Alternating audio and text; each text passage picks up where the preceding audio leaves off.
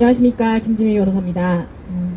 피의자들 범행에 대해서는 엄정하게 대처하되 피의자에 대해서는 인간에 대한 사랑과 긍휼한 마음을 가져야 하며 또 이들이 범행에 이르게 된 경위를 살펴서 도울 일이 있으면 도와야 한다.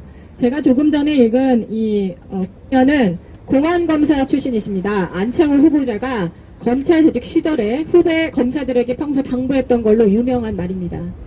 인권위의 향후 정책을 결정하고 또 나아가 국민 전체의 인권을 정상화시킬 임무를 검증하는 오늘입니다.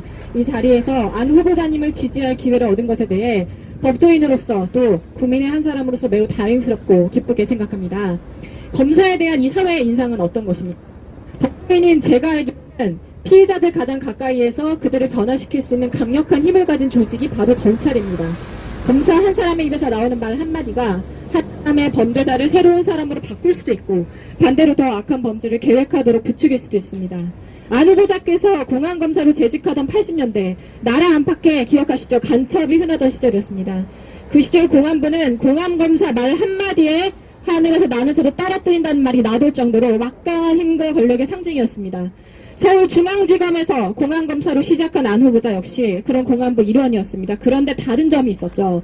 안 후보자는 자신이 가진 권한을 함부로 휘두르기를 거부하고 자기가 가진 권력을 자제할 줄 아는 사람이었습니다. 그의 관심은 권력이 아니라 사람에게 있었기 때문에 취조실에 들어온 범죄자를 한 사람의 인격으로 존중할 줄 알았고 검사 자리에서 사람의 인생을 변화시키는 것을 목적했습니다. 공안검사 한 사람의 결단으로 인해 얼마나 많은 피의자들이 범죄의 길에서 벗어나 새 삶을 찾았을지 또 그 한 사람의 돌이킴으로써 전 국민의 가슴을 쓸어내리게 만드는 수많은 범죄들이 얼마나 숱하게 예방되었을지 한번 생각해 보십시오. 인권이라는 것은 국가인권위처럼 감정적에 취한 슬로건이 아니라 바로 이런 것입니다. 안창호 후보자 수사검사 자리를 떠나 법무부 인권과로 자리를 옮겨 맡은 일이 수사에서 검찰 행정으로 바뀌었으나 그의 중심이 변하지 않았습니다. 오늘날 공익법무관 제도 안창호 후보자가 법무부 인권과에 재직하던 시절에 만든 것입니다. 그로 인해서 수많은 사람들 돈 없고 힘이 없어서 법률 서비스 받지 못하던 사람들 오늘날 그 서비스 받게 됐습니다. 인권이란 이런 것이죠. 맞습니다. 안 후보자 수사와 검찰 행정에서 탁월한 능력 물론 인정받았습니다. 그런데 온화하고 합리적인 성품으로 검찰이라는 조직 안팎에서 이미 윗사람 아랫사람 할 것 없이 모두에게 두터운 신망을 받은 것으로 유명합니다. 그랬기 때문에 검찰로서는 드물게 헌법재판관으로 기용된 것이죠. 안 후보자의 덕망 높은 자리에 있을 때 오히려 더 두드러졌습니다. 관료의식에 갇히지 않고 약자를 섬기는 것 게을리하지 않았습니다. 대전지검장으로서 대전교도소 방문해서 재소자들 발을 씻기고 헌법재판관 재직 시절에는 대한민국 첫 민영교도소인 소망교도소 설립에 산파 역할을 함으로써 재소자들을 신앙으로 교화시키는 일에 앞장섰습니다. 이후에 재하로 나온 안 후보자 행보 어땠습니까? 지난 5년간 변호사로 활동하며 소위 말하는 법조 3륜의 모든 경험을 쌓았습니다. 전관 변호사로서 이를 병풍삼아 안락하고 기름진 삶 즐길 수 있었겠지요. 그러나 안 후보자 변호사로 갖게 된 자유권과 발언권 국민위에 사용했습니다.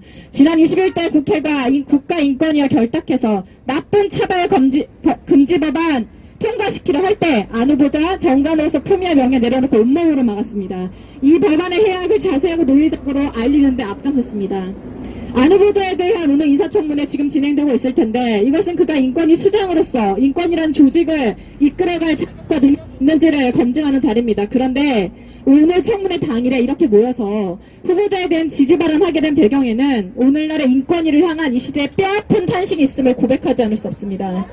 참으로 안타깝게도 국가인권이 지난 23년간 소수의 특정계층 인정에서 잠식되었죠. 이로 인해 국민의 다수 기본권 어떻게 됐습니까? 국가 헌법 질서가 위태로워졌습니다. 2005년 법 이후로 2011년 언론보도 준칙에 이어서 교과과정에까지 개입해서 학교에서 가정에서 부모와 스승의 권위 박탈하고 아이들이 올바른 교육받을 권리 상실케 했습니다.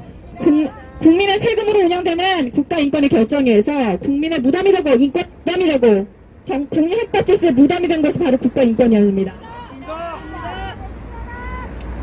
우리는 경고하고 싶습니다. 국가기관 고민 없이 감정적 슬로건에 취해 소수만을 위한 제도 도입하고 그 패착을 포장하려고 보호와주기식 전시행정 일삼을 경우 국민의 지지는 물론이고 국가기관으로서의 권위와 힘 하루아침에 잃고 추락하게 됨을 반드시 명심해야 할 것입니다.